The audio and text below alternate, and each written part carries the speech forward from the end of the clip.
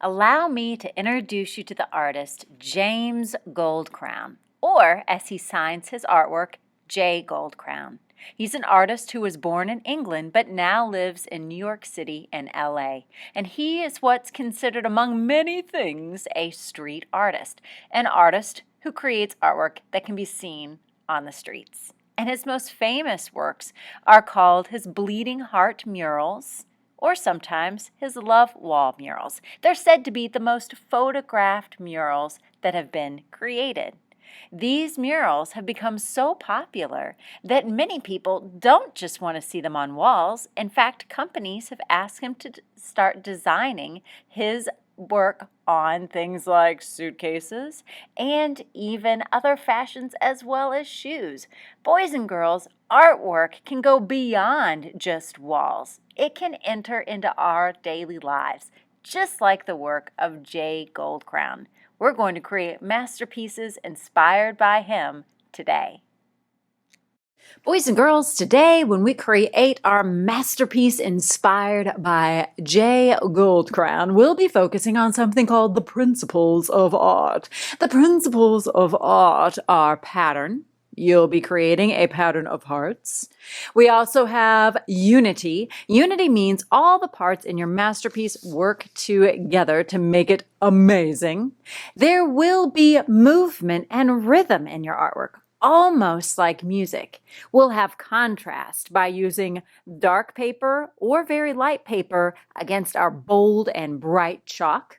There'll definitely be a balance, and we will be emphasizing the hearts with this project. So let's talk about how to get started. To create my artwork inspired by the artist JGoldCrown, I'm going to start with a piece of black paper and chalk. We're using chalk because it has this great ability to smear, because chalk is made mostly out of particles of pigment. Pigment has nothing to do with pigs. It's another word for color, baby, color. So to start, you can pick any color you want. You don't even have to use analogous colors or all warm or all cold. That's right, I'm telling you, you can use all the colors. However, you knew there was a catch, boys and girls. However, it helps if you use one color for a while before switching to another one. So I'm going to start with yellow because it makes me happy. Make sure your name and teacher code's on the back of your paper, and to begin, you're just going to start drawing hearts.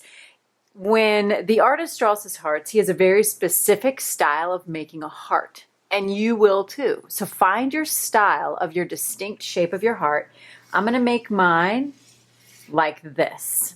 You could always get a dry erase board and practice a couple of times. I know you know how to draw a heart. I'm just saying you might want to make an interesting shape for your heart. Once you draw it once, it helps to go over it 3 times. And then once you've done that 3 times, I'm going to take my finger and I'm just blending in the colors 3 times as well. And that'll make it so those dust particles stay put and are not constantly flying off your paper. So I'm just going to now go over my paper and draw a bunch of yellow hearts.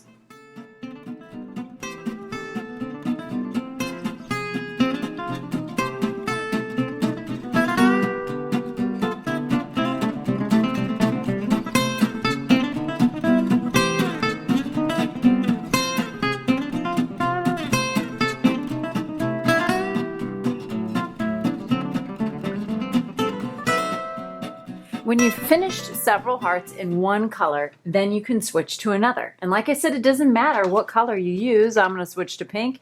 As you're getting ready to work on your next color, before you start, stop and think about composition. Composition is the placement of things in your work of art. And as I was putting my yellow hearts on my black paper, I was thinking of my composition or my placement. I didn't put them all in a row because that would make my artwork, I felt like, a little bit static. I wanted it to be more energized, so I scattered them about.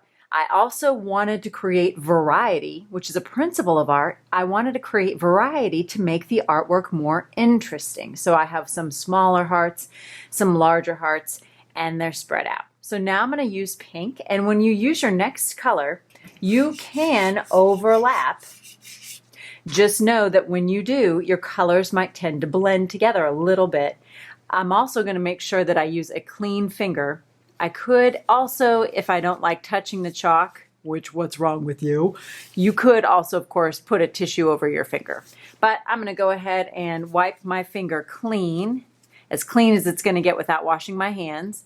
And then I'm going to go ahead and use that cleanish finger to add pink now to my picture.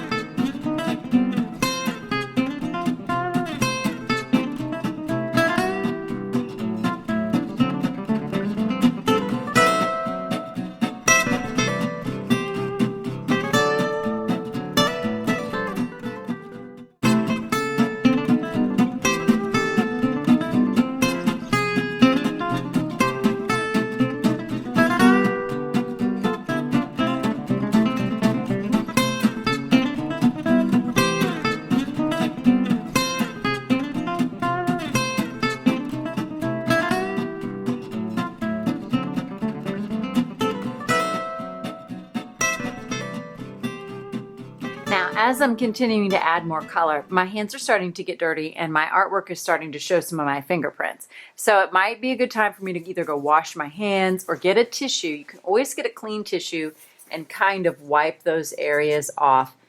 We are going to have some smudges. The key is making sure that we don't smear all the colors together. We still want each one of these hearts to look like they are here, that you can see them, and we don't want to have everything all kind of smeared together. So you got to pay close attention to those fingers. Also, when you're working, take some time to blow the chalk dust off of your paper, but when you do so, make sure you lift your paper off of your table and aim it away from your neighbors. Nobody wants chalk in their eyeballsies. So make sure you do that, and I'm just going to keep going.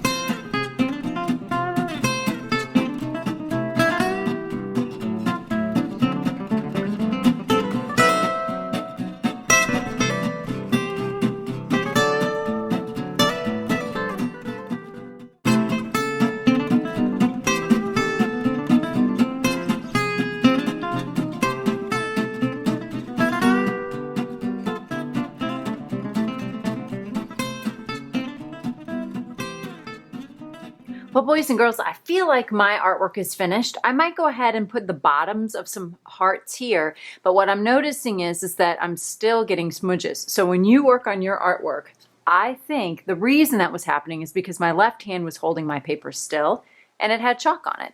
So when you do this, you might either want to use a tissue or a Post-it. That way you can lay that down on your artwork and have your hand hold your paper like this. That way it doesn't end up getting chalk smeared everywhere. It'll keep your paper a little bit more tidy. Boys and girls, when you're working on this, remember, you are using the principles of art. You'll be creating a pattern. You'll have unity by using the same shape. There'll be a rhythm to your artwork, almost like music. There'll be a balance to it, and if there's not, then you need to think about how you can balance it out. Right now, I feel like I need to balance out the top. So you'll really be focused on those principles of art, and I can't wait to see what your masterpiece looks like.